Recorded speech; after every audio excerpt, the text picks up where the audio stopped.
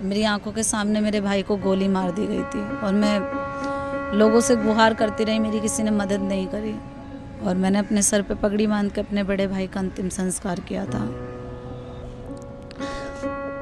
लोगों से बस यही अपील है कि मदद किया करो, पता नहीं आपकी मदद किसी का भाई किसी का बेटे को बचा सके। जब मैं अपने भाई की अस्थियों को लेने के लिए शमशान में गई, मैं उस शिवलिंग से चिपट गई, मतलब पकड़ लिया मैंने और मैं बुरी तरीके से रोने लगी। मैं अपने भाई की चिता पे गई, मेरे भाई की जो राख थी, चिता की राख, मैंने उसको अपने पूरे तन से लगा लिया।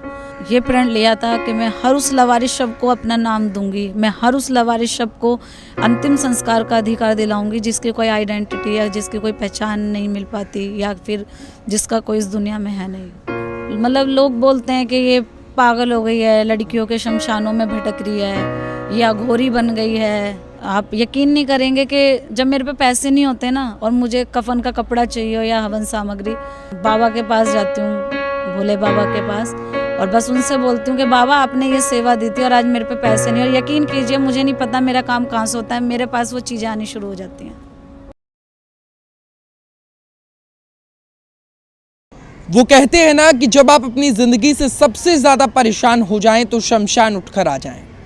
पर क्या हो जब एक महिला जिसके सामने उसके भाई को सड़क पर गोली मार दी जाए और जिसके बाद पूरी की पूरी ज़िंदगी वो लावारिसों की लाश के ऊपर लगा दे, लावारिसों की लाशों को उनके अंतिम संस्कार तक पहुंचाने के लिए, उनके अस्थियों को बहाने के लिए अपनी पूरी ज़िंदगी न्यौछावर कर दे।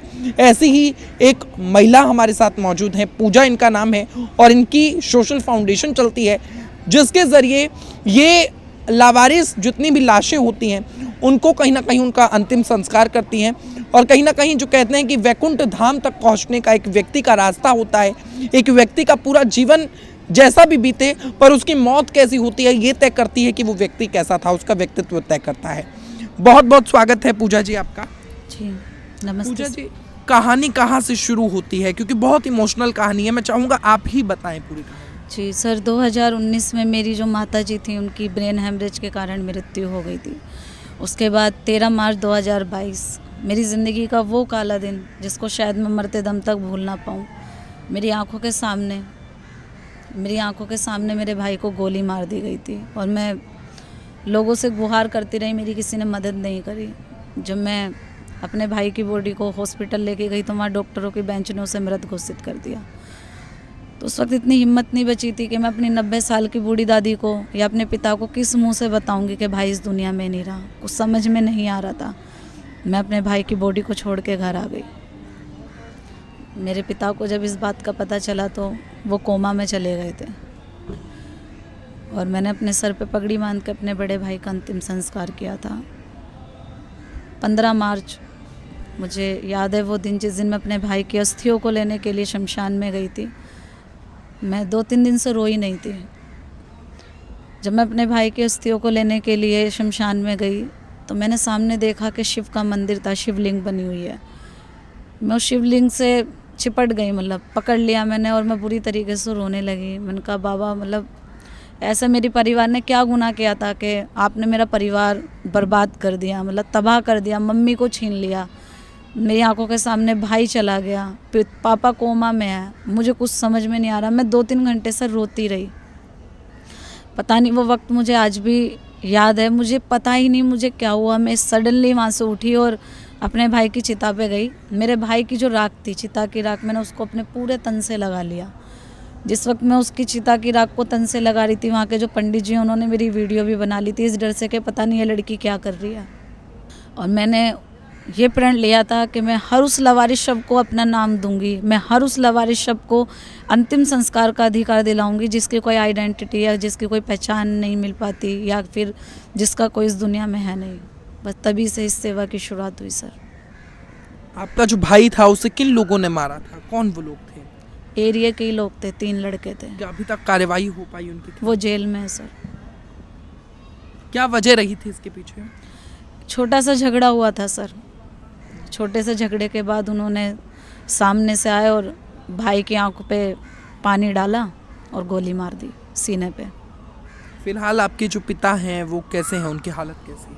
पापा कोमा से बाहर हैं, पर पापा को दौड़े पड़ने लगे, उनका इभास हॉस्पिटल से इलाज चल रहा है सर। परिवार में और कौन कौन है पूजा जी? मेरी दादी और पापा हैं और मैं, हम 3 लोग हैं। बताया जाता है कि उन दिनों आपका रिश्ता तय हुआ था। हाँ जी। रिश्ता किस तारीख को शादी थी, क्या सब कुछ फिक्स हो चुका था? हाँ जी, मेरी सगाई हो चुकी थी सर, मेरी शादी होनी थी। परिवार वालों में किस तरीके का माहौल था, क्या कुछ तैयारियां हो चुकी थी? जी सर, जब बेटे की शादी होती है तो तैयारियां तो हो ही जाती हैं। पूरी तैयारी थी जिस वक्त मेरे भाई की डेथ हुई।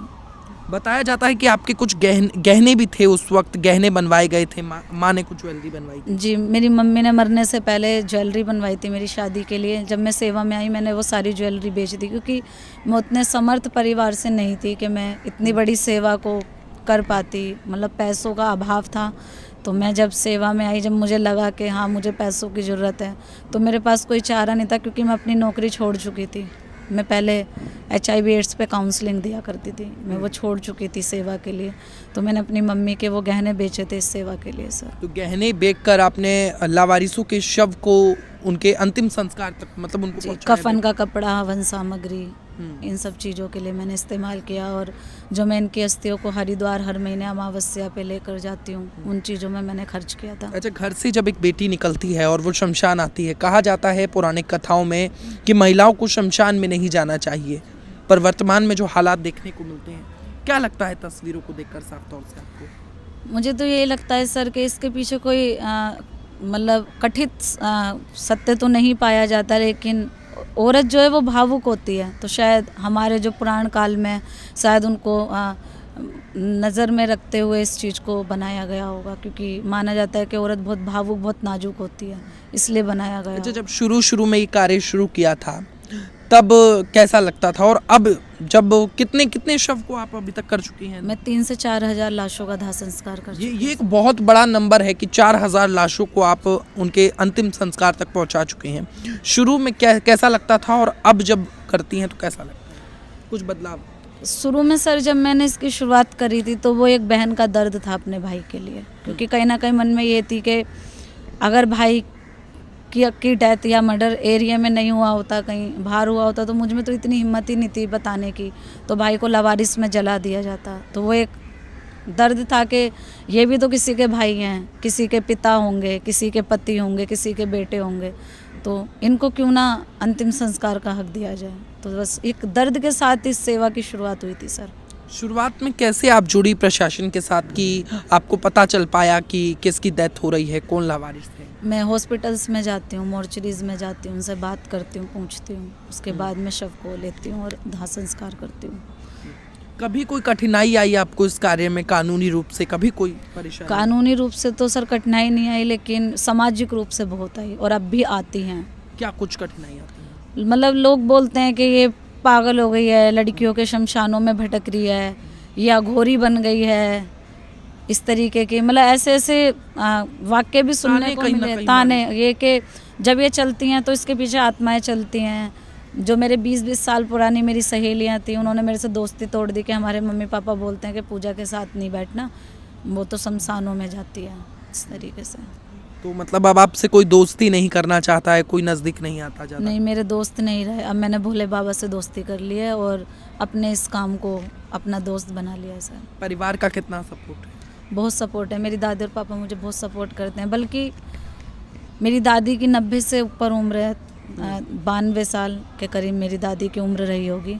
और मेरे जो दादाजी हैं वो इंडियन आर्मी में थे, शहीद हो गए थे जिस वक्त मेरे पिता 5 साल के थे।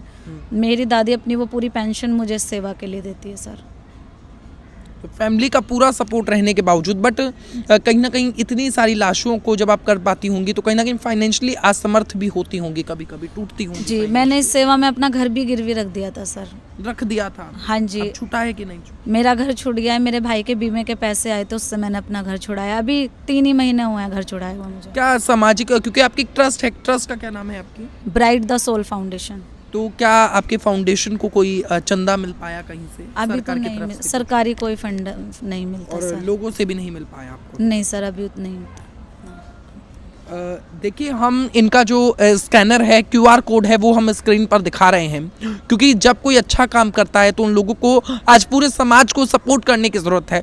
अगर आप उठकर यहाँ शमशान तक आकर किसी लावारिस के शव को उनके क्रियाक्रम तक, दाह संस्कार तक, उनको ईश्वर तक नहीं पहुँचा सकते, तो आप एक काम ज़रूर कर सकते हैं कि जो एक महिला जिनका नाम पूजा है, वो कहीं ना कहीं ये अच्छा कार्य कर रही हैं, इसमें आप इनका सहयोग करें, इनको पेटीएम करें, यूपीआई करें, इनको सपोर्ट करें, और कहीं ना कहीं जब लोग सपोर्ट करेंगे तो हौसला अफजाई हो पाएगी। जी, जैसे मेरे पास एम्बुलेंस नहीं है, मेरा सबसे ज़्यादा जो खर्च होता है वो एम्बुलेंस में होता है, किराए के एम्बुलेंस जो मैं करती हूँ शव को लाने के लिए, तो उन चीज़ों में मुझे बहुत मदद मिलेगी। जैसे मैं अस्थियों को लेके जब हरिद्वार जाती हूँ अमावस्या वाले दिन, तो वो गाड़ी भी मैं किराए पे करके जाती हूँ, तो उन चीज़ों में शायद मुझे मदद मिल सकती है अगर लोग मुझे सपोर्ट करें तो। कहीं ना कहीं कितना खर्चा होता है, और एक दिन में तकरीबन कितने शवों का आप क्रियाक्रम करते हैं? कभी 10 कभी 5 इस तरीके का आंकड़ा ये होता डेली का आंकड़ा है, डेली का होता है। जैसे आज भी आपने खुद देखा तो होगा। इनकम का कोई स्रोत ना होने के बावजूद कैसे बहन जी आप करती हैं? जी सर, इसके पीछे आप एक चमत्कार समझ सकते हैं। आप यकीन नहीं करेंगे कि जब मेरे पे पैसे नहीं होते ना, और मुझे कफन का कपड़ा चाहिए या हवन सामग्री, तो मैं किसी से नहीं मांगती, मैं बस बाबा के पास जाती हूँ, भोले बाबा के पास, और बस उनसे बोलती हूँ कि बाबा आपने ये सेवा दी थी और आज मेरे पे पैसे नहीं, और यकीन कीजिए मुझे नहीं पता मेरा काम कहाँ से होता है, मेरे पास वो चीज़ें आनी शुरू हो जाती हैं।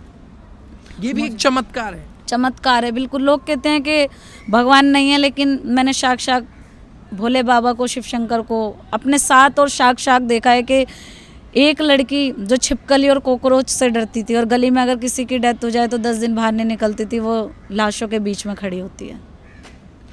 तो ये अपने आप में चमत्कारी आप कह सकते हैं। और जिस लड़की के पास जी आंखें बेहद नम आपकी नज़र आ रही हैं, और वो इसलिए है क्योंकि आपके अपने लोगों ने, आपके दोस्तों ने आपका साथ छोड़ दिया। कहीं ना कहीं अगर वो आपके साथ होते तो हौसला और बुलंद हो पाता।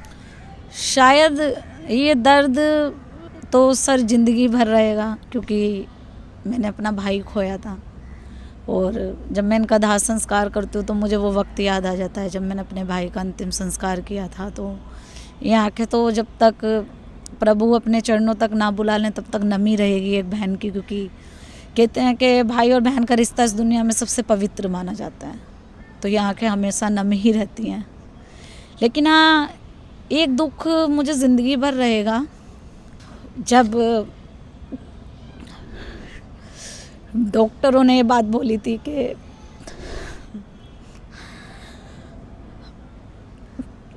अगर आप इसको 20 मिनट पहले ले आती तो हम इस लड़के को बचा लेते।